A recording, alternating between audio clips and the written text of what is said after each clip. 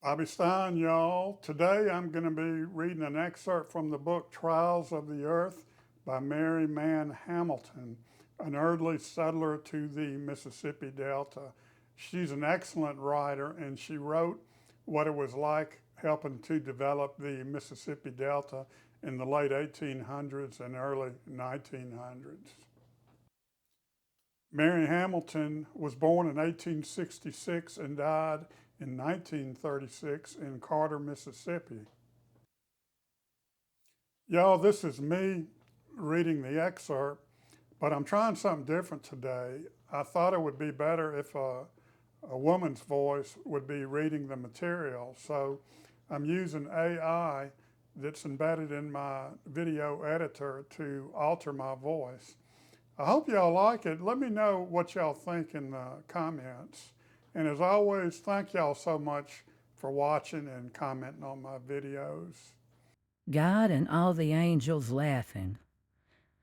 We moved over on Lucy's husband's place near Parchman. The country around the state farm was so changed from when we had left there 6 years before. The state farm had nearly all been cleared up and the roads graded, though not yet graveled. The old Cyclone was all great fields and gardens. Every camp looked like a little town, with nice dwelling houses for the officers, great big barns, fine cattle, mules, and stock of all kinds.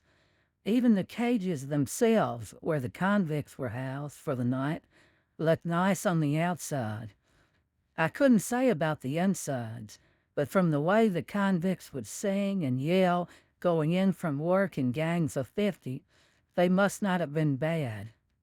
It was always a treat for us to hear the 12 o'clock train blow for Parchman, to hear the 50 mules throw up their heads and bray, and the plowboys and the whole gang yell. They would plow out to the turn row, then all unhitch and go stringing along with their mules into camp. Whole hands were the same, working side by side, strung out across the field, all in a straight line, guarded by trustees with guns on their shoulders, a white driver with each gang. We lived right where we could see almost all over either number 1 or number 2 camp. The convicts were worked hard but were well fed and clothed. Most of the Negroes, anyway, were treated better as prisoners on the Parchman farm than as free men and women before they came there. They were treated according to the way they behaved, unless they had a mean driver, and a mean driver never stayed long. We had heard so much before we moved there of the cruel treatment the poor convicts got, and of the danger in living close by, but we never saw any of it unless one of the convicts ran away. Then when they caught him, if he surrendered peaceably, he only got a flogging with a strap, and 50 lashes was the limit. Of course, if he resisted and fought, he was generally wounded or killed outright, and nearly always by a convict guard who got a pardon as a reward. We lived there for 3 years and farmed every year. We made good crops, but had to work so hard. Frank was determined to master the cotton growing business and worked 15 acres. He worked it as a garden. He would allow very little plowing, and that meant so much hoeing to keep the weeds out. He flat weeded it up one side of the row. Then when the weeds and grass were cut and scraped all back to the meadow, then and only then would he let the cotton be thinned down to 2 stalks to the heel, 18 inches apart. If it got too rank, we would have to go in along in August and pull 1 stalk out of every heel and top the other. Besides our cotton, we had a big garden, all kinds of truck patches, such as watermelon, cantaloupe, popcorn, and peanuts.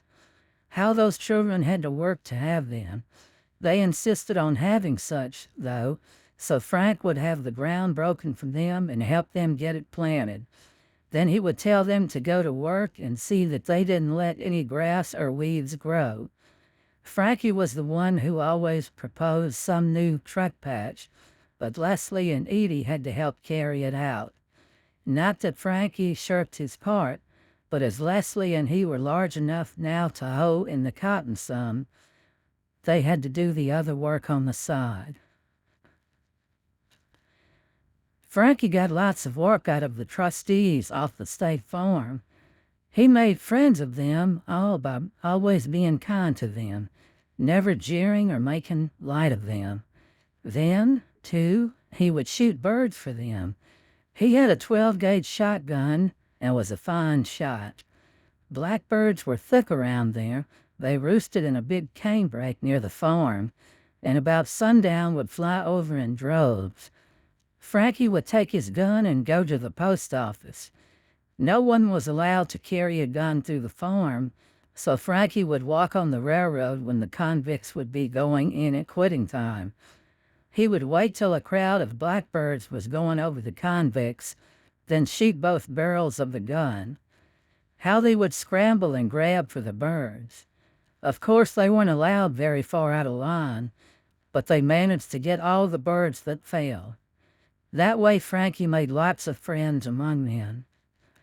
The trustees were all over the country, hunting, fishing, and gathering wild plums, blackberries, and muscadines for the sergeants, as they all had lots of convict servants. There wasn't a day that from 1 to 3 trustees didn't come by where Frankie was working, and for a nickel or a piece of pie or cake, he would hire them to go work for an hour in his melon patch. He got most of his work done that way, but we warned him never to take anything any of them offered him. We gave him to understand that he, as well as the convict, would be criminal, guilty of taking stolen goods. You see, there were hundreds of people scattered over that country that almost depended on those Negro convicts to keep them up, and they weren't all Negroes either.